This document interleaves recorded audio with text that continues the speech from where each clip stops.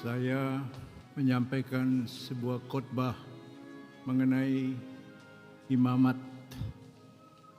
Itu khotbah pada mengantar Uskup Agung Piturang yang meninggal tanggal 4 April dan dimakamkan tanggal 8 April di Kupang. Khotbah itu saya lihat di YouTube dalam pelbagai sumber viral, mencapai hampir 90.000 viewer, sehingga lamanya khotbah itu 26 menit. Saya rasa banyak di antara Anda sekalian dalam gereja ini sudah menonton, sehingga hari ini saya hanya menambah 4 menit supaya genap 30 menit. Rekan-rekan imam, Bapak Ibu, saudara-saudari sekalian, imamat itu anugerah yang diberikan Tuhan dengan cuma-cuma, tanpa jasa dari si penerima, tanpa apapun dari si penerima kecuali belas kasihan Tuhan. Karena itu semua orang yang menerima anugerah dengan cuma-cuma itu harus lebih dari orang lain bersyukur, dan harus lebih dari orang lain berkomitmen untuk bukan hanya menjaga status itu, tapi pada hemat saya lebih-lebih merawat. Setiap kita mengetahui komitmen itu hanya bisa menjadi operasional, dilaksanakan dengan sebaik-baiknya kalau ia dirawat. Dalam bahasa tinggi, itulah yang disebut maintenance. Cinta dan kasih sayang antara dua remaja yang kemudian beranjak dewasa dan meresmikan cinta dan kasih sayang itu dalam lembaga pernikahan, mau tidak mau untuk kelanggengannya harus dirawat. Memang cinta dan kasih sayang itu bukan benda, sehingga dia tidak bisa karat. Tapi seandainya ia benda, kalau tidak dirawat cinta dan kasih sayang itu pasti karat. Dan kalau sudah karat, tidak ada gunanya lagi. Demikian juga imamat. Imamat harus dirawat. Antara lain seperti kesaksian saya pada tanggal 6 April dengan mencintai, menghormati dan mencintai imamat itu. Bukan dengan biasa-biasa, tapi dengan luar biasa. Salah satu bentuk dari mencintai dan menghormati imamat itu adalah seperti ini: membaharui janji-janji imamat. Ada banyak sendi-sendi dalam kehidupan seorang imam yang membutuhkan perhatian. Tapi 3 pilar utama yang sering kita dengar adalah kekudusan atau kesucian, kemiskinan, dan ketaatan.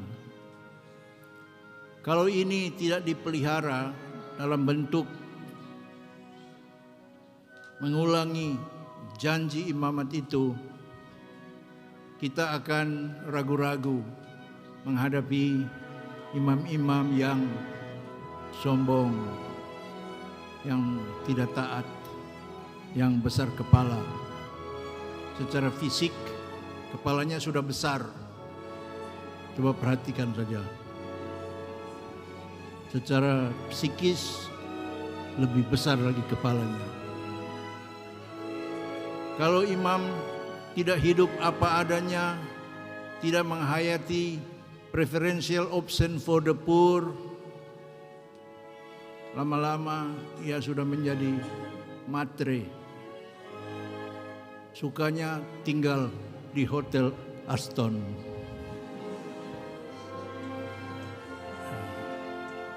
Ada yang tinggal di Hotel Aston. Kalau imam tidak merayakan lagi Ekaristi, ya itu sudah tanda-tanda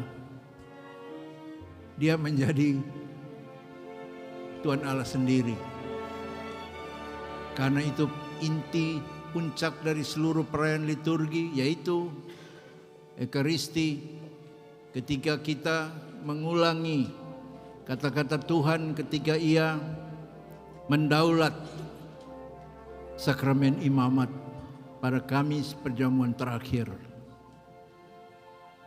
Oleh karena itu, Bapak-bapak dan Ibu-ibu, untuk menegakkan sendi-sendi imamat, mungkin kita harus ingat keunggulan kita semua di antara pelbagai predikat sebagai makhluk sosial, makhluk politik, makhluk ekonomi, makhluk apa saja. Jangan pernah lupa, kita juga adalah makhluk rohani, homo spirituale. Di dalam ciri makhluk rohani itu, salah satu yang harus ditonjolkan dengan kesadaran yang setinggi-tinggi adalah berdoa.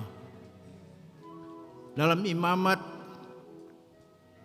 kewajiban utama bukan hanya mengajarkan umat mengenai doa-doa apapun saja, apalagi menguji umat untuk berdoa, tapi lebih dahulu sendiri berdoa. Kita ingat penggalan doa utama yang diajarkan Tuhan Yesus kepada murid-muridnya. Murid-murid bertanya, "Guru,